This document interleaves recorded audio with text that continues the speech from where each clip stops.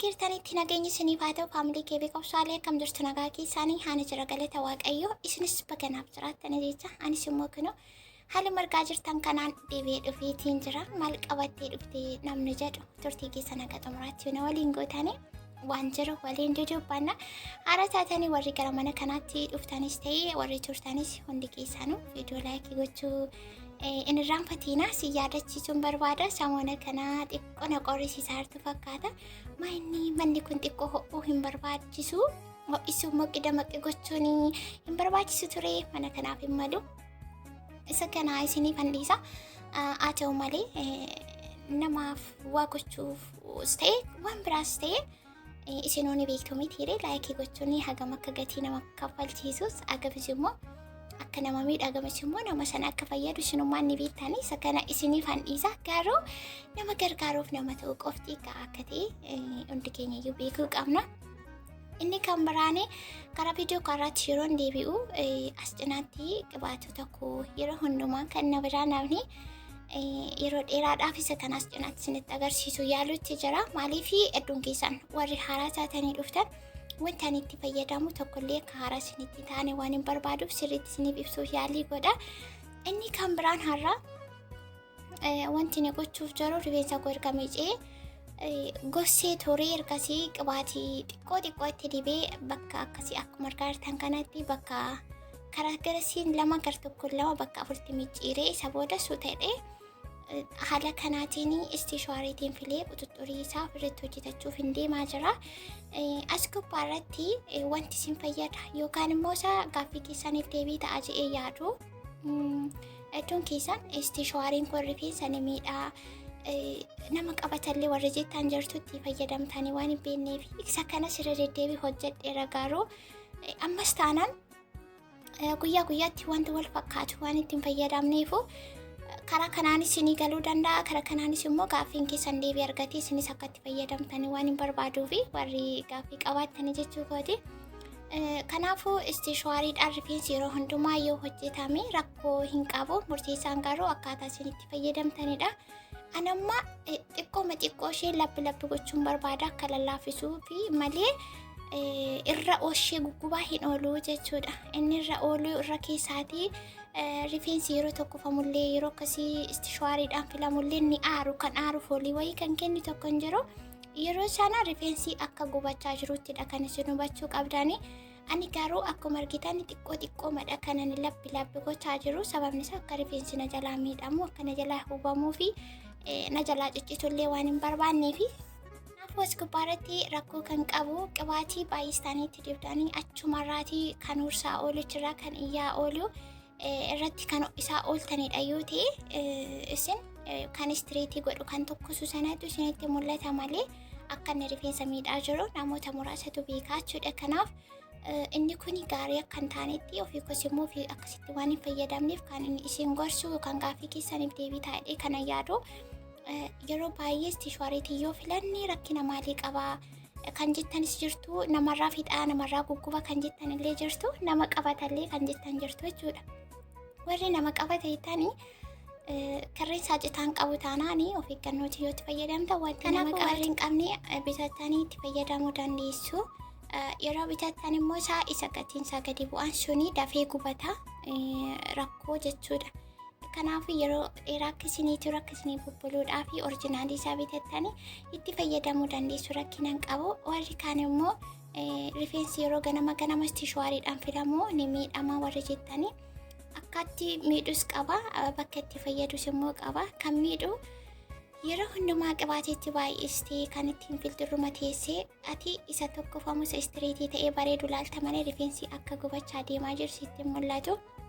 Rifeensi immoo akkasitti gubatee yeroo tokkofamu fooliis kan gubataa jedhu kan xiraa'u yoo ta'e yeroo sana rifeensi akka miidhamaa jiru kan akka gubachaa jiru beekuun dirqama.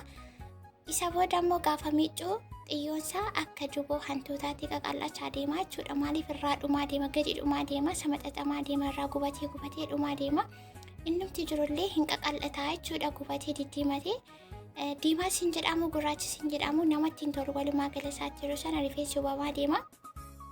Warri akkasii rakkoon akka kanaa sin qaqqabee bakkuma gubatee sana bakkuma qaqallate xiyyoon isaa qaqallate sanaatti jalqaba irratti kuffi jedhee xiyyoon isaa immoo qallatee akka duwwantoota kan lixamu sana irraa kutuu keessantu gaariidha. Yeroo sana bakka bu'aa deema yookaan kan biraa fireeshii ta'eetu biqilaa deema malee inni qaqallaa xiyyoo irratti guggubate suni rifeensa miti kosii ta'ee jira jechuudha. Walumaa gala isaatiin barbaachisu inumaayyuu isuma hafeeyyuu miidhaa deema maaliifi tokko argitee tokko moboritti aanee ciccitaa deema waan ta'eef faayidaa isiniin qabu irraa kutuu kan mumuruutiin walqixxeeffatanii rifeensa keessaan fireesh godhachuutiin bakka jideeffachuu dandeessu. Walumaa galatti irra caalaa rifeensa akkasii kan nama jalaa ta'u tokkoffaa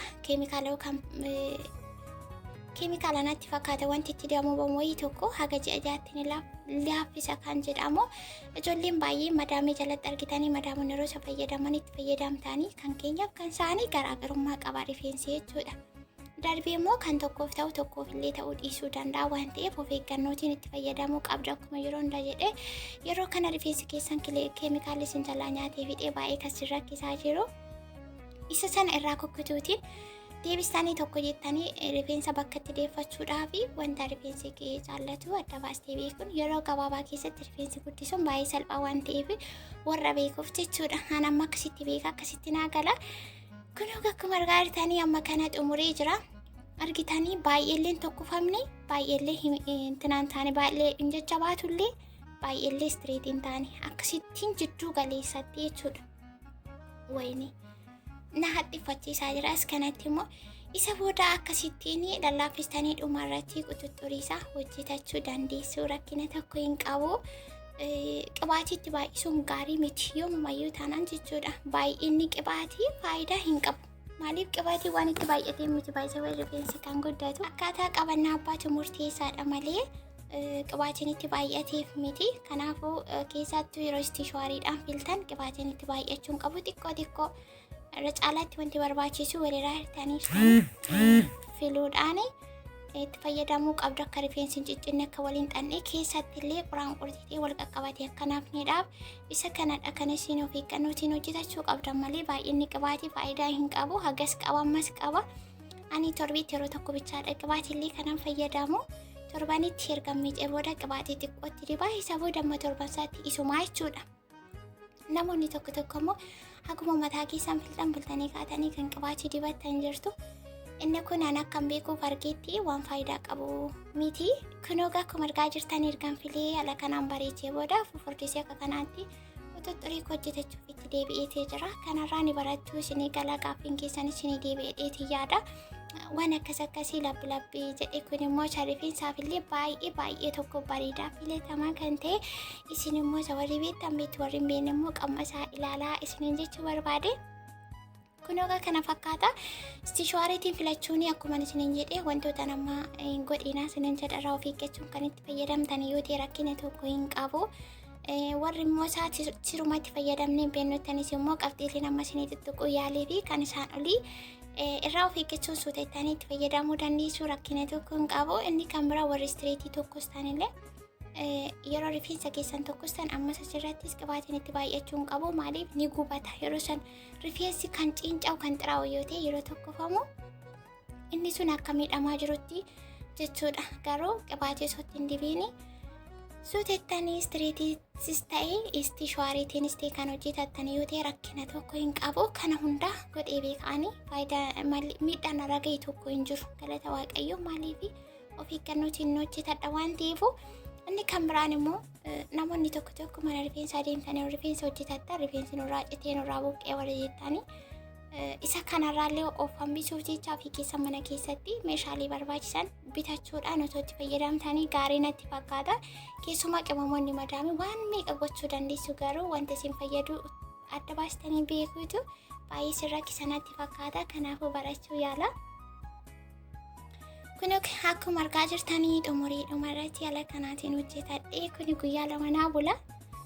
Harruma miicee jechuudha. Harruma miicee isa booda lama jalqaba argitan irratti istishaariitiin akkasittiin ergan filee booda quxuxxurii kana hojjetadhee dhumarratti wayyaa miicuun qabaayyuu asiiti. Wayyaa kos miiccachuutti deebi'ee maashinii keessaan qabaa baasuutti deebi'ee kana fakkaata. isiniin jaa keessattuu warri yeroo hin qabne yeroo wayyaa miicuu deemtan otoo wayyaa miicitanii otoo wayyaa aftanii otoo maal jettanii rifeensa keessan hojjetachuu sirreeffachuu dandeessu.